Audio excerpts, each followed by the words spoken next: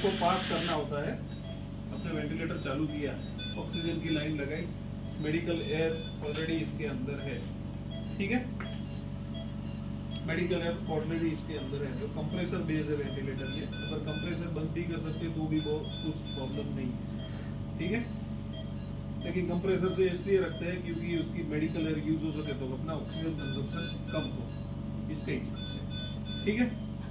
Total ये सब दिखाई दे रहे हैं, ये सब मोड्स हैं वेंटिलेटर्स के। वॉल्यूम कंट्रोल वेंटिलेशन VCV, उसके पास पेन कागज कोई लाया नहीं है, VCV मोड बोलते हैं उसको, पता है? Volume control ventilation. Volume control ventilation होता है, उसमें वॉल्यूम कांस्टेंट होता है, कांस्टेंट, समझे कि वॉल्यूम सेट होता है, उसमें कोई चेंज नहीं आएगा। और वॉल्यूम मैंने आपको समझाया सबको। आइडियल बॉडी वेट 60 kg है, 60 × 8 480।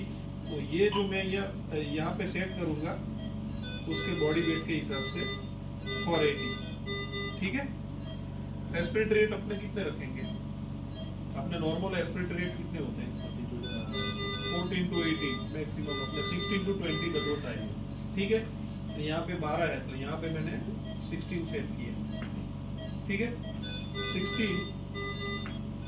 फिर उसके हिसाब से इंस्पिरेशन एंड एक्सपिरेशन, जैसे सांस ली ये इंस्पिरेशन और ये सांस निकाली एक्सपिरेशन करो। तो इंस्पिरेशन एक्सपिरेशन रेशियो कितना होना चाहिए? इंस्पिरेशन अपने को ऑक्सीजन ज्यादा लेना है और CO2 बाहर निकालना है, ऐसी कंडीशन में जैसे इंस्पिरेशन तो 1:2.4 इंस्पिरेशन ऑक्सीजन ली तो वो 1 सेकंड तक रहेगा, सॉरी यहाँ पे 1 सेकंड तक रहेगा, और एक्सपिरेशन 2.4 सेकंड एक्सपिरेशन का टाइम लेगा, तब उसका इंटू होगा 60, ठीक है। वॉल्यूम कंट्रोल में वॉल्यूम कांस्टेंट रेट का आपको मैंने समझा दिया, 16 × 20 कितना रेट, और ज्यादा भी लेना है कम भी लेना है वो देखना, ठीक है। पीप का फुल फॉर्म क्या है? पॉजिटिव एंड एक्सपायरेटरी प्रेशर, पीप बोलते हैं उसको, पॉजिटिव एंड एक्सपायरेटरी प्रेशर। पीप क्यों देते हैं? जैसे हमने पेशेंट को इंट्यूबेट किया, इंडोट्रेकियल ट्यूब अंदर है, ये तो आ गया, ठीक है, ठीक है,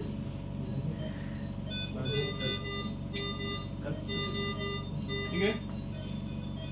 तो एंडोट्रेकियल ट्यूब डाला, अब दोनों ब्रोंकस है, ब्रोंकस ट्रेकिया से भी ब्रोंकस है, ब्रोंकस से भी ब्रोंकियोल्स है, ब्रोंकियोल्स और उसकी एल्वियोलाई।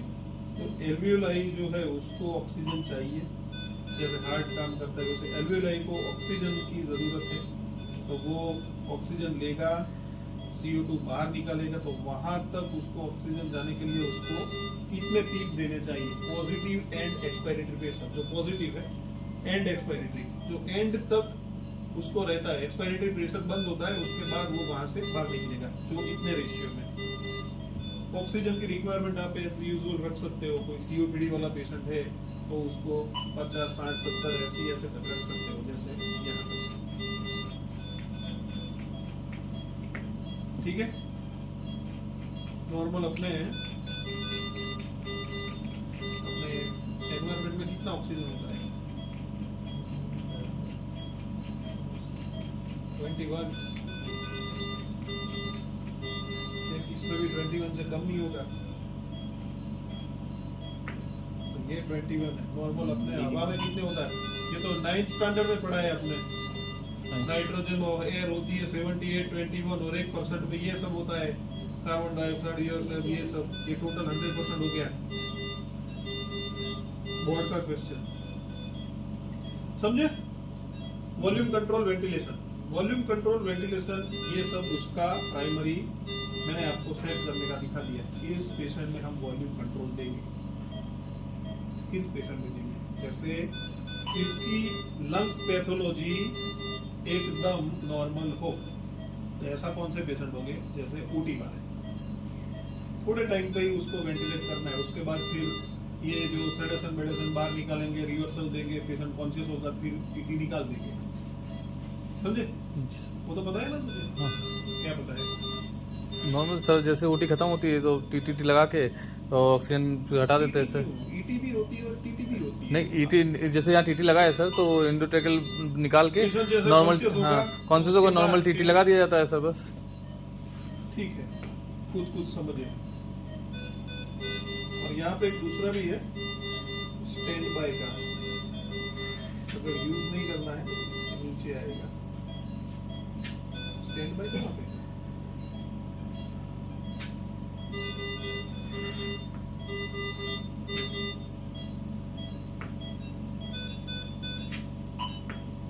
ये रहा।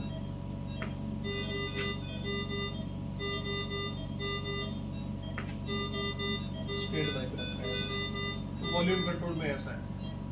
बाकी दूसरा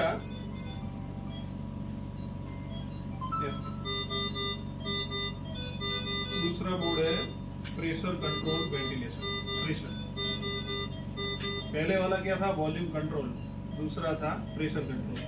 तो प्रेशर कांस्टेंट होगा, कंट्रोल वो प्रेशर कंट्रोल करेगा और वॉल्यूम वेरिएबल, समझे। जैसे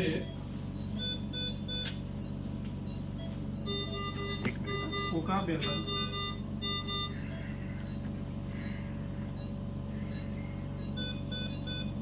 प्रेशर कंट्रोल किया, प्रेशर 15 है, रेट बार 60, ठीक है। तो इसमें देखो ये प्रेशर, सॉरी ये वॉल्यूम कंट्रोल,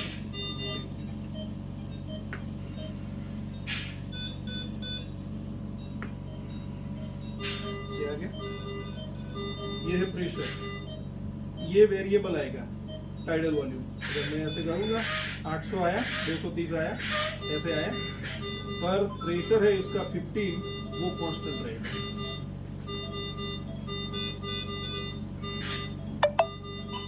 समझे बात को, समझे। तो प्रेशर कंट्रोल में क्या है,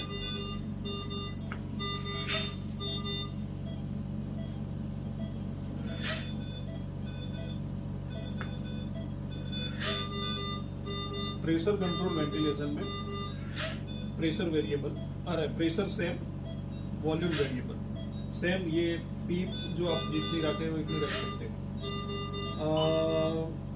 उसमें जब प्रेशर अपने इतने हिसाब से ऐसे सेट करेंगे कि ये पीक प्रेशर होता है, पीक प्रेशर, तो पीक प्रेशर 40 से अपनी जाना चाहिए, 35 या 40 से अपनी जाना चाहिए। जो प्रेशर लिमिट यहाँ पे लिखा है 40, ये 40 से अपनी जाना चाहिए। 40 से जाएगा तो क्या होगा, लंग्स फट जाएगा, प्रेशर ज़्यादा होगा, तो उसको बोलते हैं बेरोट्रोमा या न्यूमोथोरेक्स हो जाएगा, क्योंकि एल्वियोलाई उतना प्रेशर ले नहीं सकेगी, क्योंकि अंदर अपनी फिजियोलॉजी 40 के अंदर है, तो वो लंग्स फट जाएगा। तो यहाँ पे उसको भी देखना है कि ये प्रेशर 15 है, 15 into 5 टोटल 20, तो ये 21 आएगा। थोड़ा गलत दिखाई दे रहा है,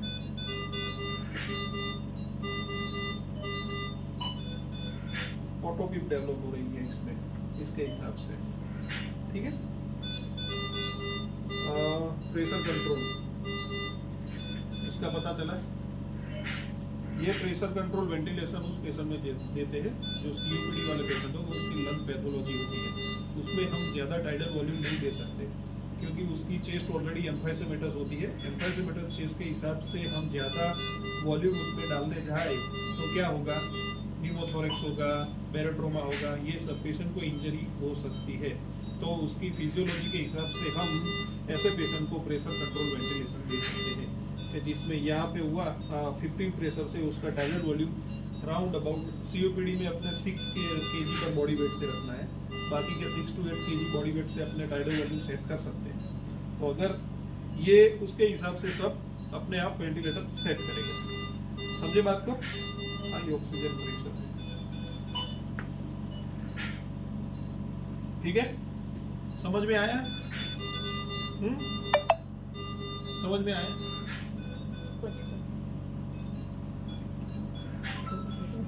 तीसरा ये SIMV मोड है, लेकिन SIMV मोड अभी ज्यादा कोई यूज नहीं कर रहा है। उसका नाम है synchronization, SIMV, synchronize intermittent mandatory ventilation, इसको ये बोलते हैं सिंक्रोनाइज मींस के हम वेंटिलेटर अपने आप उसको हेल्प करेगा जब पेशेंट थोड़ा कॉन्शियस होता है। कॉन्शियस होने में थोड़ा टाइम लगता है। कभी जैसे कोई पॉइजनिंग वाला पेशेंट या दूसरा कोई अल्कोहलिक होगा, अगर उसको एस्पिरेट कर गया थोड़ा और उसने उनको वेंटिलेटर पर रखा है, लेकिन सब उसका अब ठीक हो गया है, लंग पैथोलॉजी, न्यूमोनिया वो सब क्लियर हो गया है, लेकिन उसको अपने सेडेशन दे रखा है। सेडेशन में अभी उसको रिवर्सल नहीं दिया है और वो थोड़ा टाइम ले रहा है कॉन्शियस होने में, तो वो पूरी तरह से रेस्पिरेशन सब 12-16 नहीं ले सकेगा। ठीक है, तो उसमें ये SIMV मोड रखते हैं जो अभी बहुत चल नहीं रहा है। तो उसमें हम प्रेशर सपोर्ट भी रखेंगे और रेस्पिरेटरी और प्रेशर सपोर्ट भी रखेंगे। तो उसमें सपोर्ट कितना देना है, 5 या 10 जितना, तो जिसके हिसाब से वो 5 से प्रेशर से अपने आप रेस्पिरेशन लेगा। और अगर रेस्पिरेशन नहीं लेता है, अपनी सांस नहीं लेता है, तो वो कंट्रोल करके आएगा, वेंटिलेटर देगा। जो अगर लेगा अपने आप, तो वो इस सपोर्ट के हिसाब से आएगा आगे। अगर नहीं लेता है तो फिर वेंटिलेटर देगा। समझे? तो ऐसे में अपने रेट 10-12 रखने हैं। 10-12 तो उसको लेना ही है, और 500 वो अपने आप लेता है, तो फिर उसका 20 हो गया। तो SIMV उसमें यूज होता है। ये जनरली एग्जिट वेंटिलेटरी जो कहते हैं ना, पेशेंट ICU में है, फिर उसको स्टेप डाउन ICU में ले गए, फिर वार्ड में ले गए, फिर डिस्चार्ज किए। ऐसे जो पेशेंट ICU में है और पेशेंट को स्टेप डाउन ICU में ले गया, ये स्टेप डाउन मोड है, तो उसको अभी थोड़े टाइम के लिए अपने सेट करके रख सकते हैं। समझे? ओके, कोई क्वेश्चन हो तो इन बिटवीन बताना हो बीच में, तो आप सबको भी पता चले। बेसिकली सीखना आप सबको, समझे?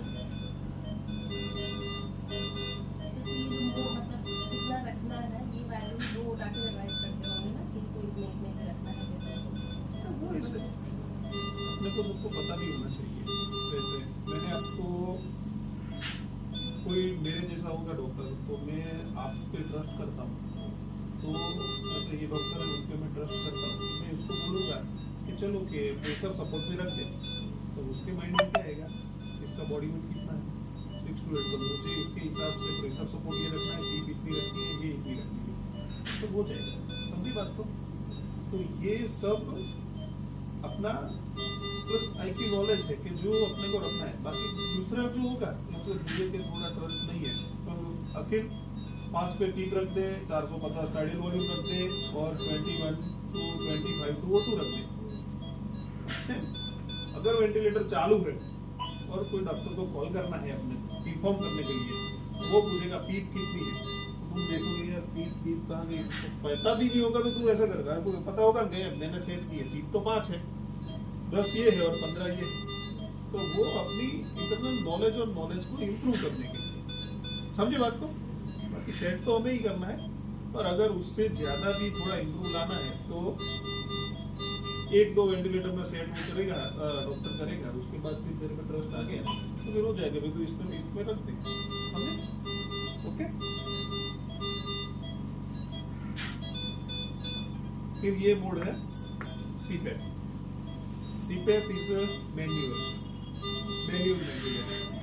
पेशेंट को वॉल्यूम कंट्रोल में रखना है, उसके बाद फिर पेशेंट फुली कॉन्शियस हो गया है, लेकिन अपने को थोड़ा ऐसा लग रहा है कि रिस्क है, तो पहले उसको CPAP देंगे। CPAP में वो टोटली वो अपना रेस्पिरेशन लेगा टोटली।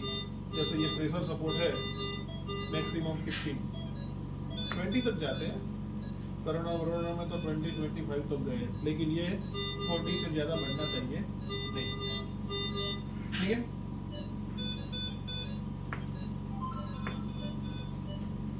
ये CPAP है ना, अगर यहाँ पे अपने करोगे ना तो वो बैकअप मांगेगा, क्योंकि CPAP में क्या, पेशेंट अभी रेस्पिरेटरी रेट लेना बंद कर दे तो बैकअप वेंटिलेशन होना चाहिए, अदरवाइज तो ये ऑक्सीजन मिलेगा नहीं और वेंटिलेशन होगा नहीं, तो वो तो फिर विदाउट हाइपोक्सिया में चला जाएगा। तो यहाँ पे फर्स्ट एक बैकअप वेंटिलेशन, बैकअप वेंटिलेशन में हम वॉल्यूम कंट्रोल रखना है, उसको एक्सेप्ट कर देना है। अगर मैं देखो ये पेशेंट रेस्पिरेशन ले नहीं रहा देखना है, तो बैकअप वॉल्यूम कंट्रोल रखा है तो वो अपने आप वॉल्यूम कंट्रोल में चला जाएगा। आगे समझे बात को। और फिर मैंने ये चालू किया तो अपने आप वो सीपेट पर आ जाएगा। इसलिए अलार्म है, अलार्मिंग को कभी भी नेग्लेक्ट मत करो। अलार्म आपको बताएगा कि रॉन्ग कहाँ पे हुआ, समथिंग वेंट रॉन्ग, समझे। तो सीपेप है, उसका नाम है continue positive airway pressure, synchronize continue positive airway pressure. तो अपना लंग्स की पैथोलॉजी पे डिपेंड करता है कि वो सीपेप कितनी देर तक ले रहा है। पेशेंट अभी अपने यहाँ पे आएगा, ओवरनाइट उसको वेंटिलेट किया, फिर अर्ली मॉर्निंग उसको एक्सट्यूबेट करना है या वेंटी रिमूव करना है, तो सबसे पहले सीपेप मोड होगा। उसका देखा जाएगा कि वो रेस्पिरेशन कितना ले रहा है, कितना अच्छा से ले रहा है, ठीक है। अगर ज़्यादा ले रहा है तो फिर उसका वॉल्यूम कंट्रोल पे रखना पड़ेगा। जब कम ले रहा है तो फिर उसको थपथपा के करना है कि भाई आप रेस्पिरेटरी सांस लो तो आपकी नली अच्छी तरह से निकले, समझे।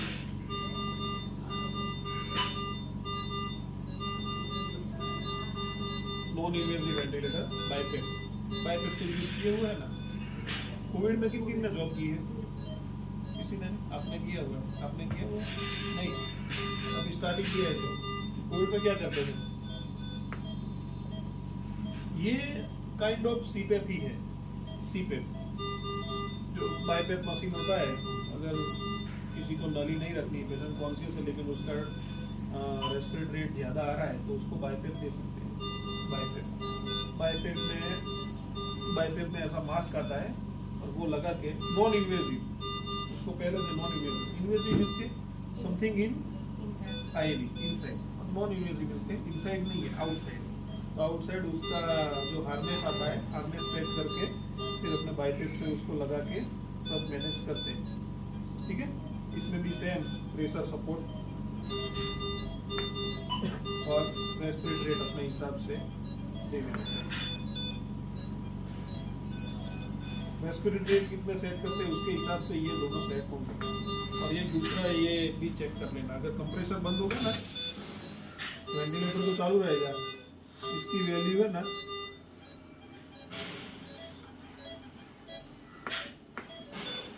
फिर ये ऑक्सीजन है ना ऐसे दिखाएगा तो भी 100 ही दिखाएगा।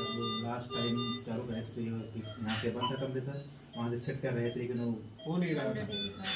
जैसे भी यहाँ करोगे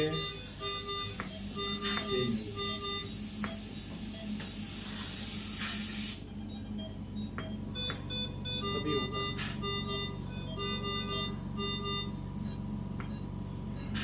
ठीक है, ये ऑक्सीजन कंजम्पशन कम करता है।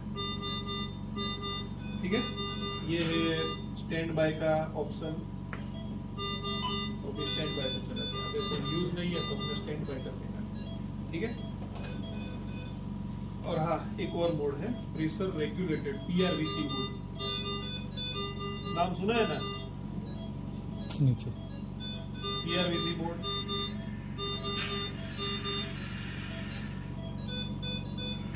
अगर ये